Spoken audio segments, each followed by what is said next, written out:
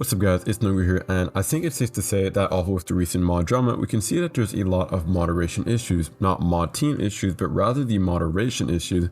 And I want to make this video as a chance to maybe offer some ideas on how to actually fix them and what these issues actually are, because no one has really mentioned how we can actually fix or what specifically the issues are. So I believe the main issue stems from the fact that typically bans should be reserved for three types of people: exploiters, black marketers, and seriously vile people. Seriously vile people being people who are basically chase banned for being just really weird. However, people outside of these three categories can get permanently banned, or rather removed from getting access to restores, for things that have been done over the years, such as a GIF you might have posted 2 years ago, a GIF you posted a year ago, and then a GIF you posted today. Even though it's in a 3-year time span, this would technically warrant a fully reasonable ban due to how the guidelines work, as mods have to follow the guidelines, and once you reach a specific threshold of warrants, you can be banned fairly. And I don't think this is just. I don't think you should be banned for things a year ago. And although a mod does say this in the screenshot, this isn't actually true, because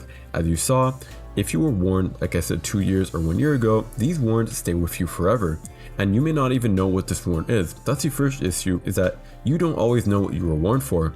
Often you'll just get warned and that's it. You are left guessing what you were actually warned or put in trouble for, and this doesn't make sense. If I am warned for a message I said, it doesn't make sense to hide exactly what I was warned for, because it's impossible to learn from something if there's nothing for you to learn from, because it doesn't exist.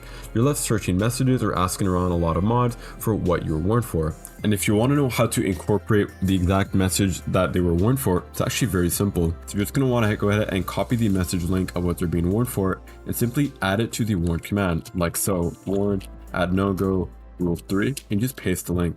And what it looks like is, it looks like this in Dino. So when I click on the Dino link here, it'll show me exactly what I was warned for. So now I know exactly what got me warned. And if it's some sort of image that had to be deleted from the chat, then you'd have to use something like an Amber link, which would be an extra step. The other issue is maybe wondering why you're warned for it. And usually it's self-explanatory, but if we were able to actually see the exact message we were warned for while it was linked in the Dino warn command or something like that, it would definitely be a lot more fair. So we can actually see and maybe understand why we were warned for it. I was saying if the warrants are just, and it is true that all warrants are subject to the own moderator's discretion, as it is impossible to fully specify every single type of message or text or image that could be classified for a warrant or some sort of punishment.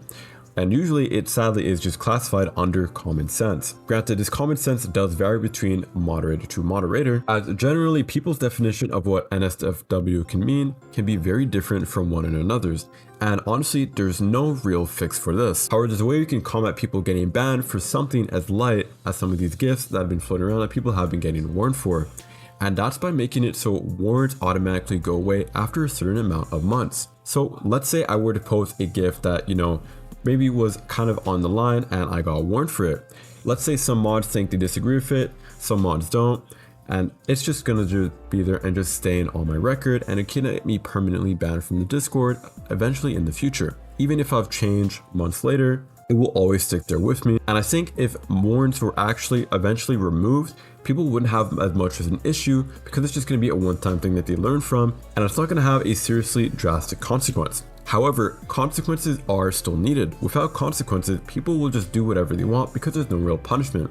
So I believe it should also be so if you were to get 3 warnings within some sort of period, like a 3-month period, then you would be removed from the Discord because you obviously have not learned any lesson. However, warrants would go away after 3 months. This way, it solves the issue of people being banned for things that could have been done over 2 years ago. It solves the issue of people having different mod opinions or mod bias being on what common sense or what NFSW definitions could mean, because if the warrant goes away in 3 months anyways, it's really not that big of a deal, and you don't have to go ahead and chase a bunch of mods around to find a mod that agrees with your opinion to get you unbanned, or maybe talk to a senior mod or head mod that agrees with your opinion to get you unbanned or unwarned. When I first said that originally, it also solves the issue of actually knowing why you were banned or warned, so you don't have to go ahead and chase a bunch of mods around to figure out why exactly or what specific message got you banned.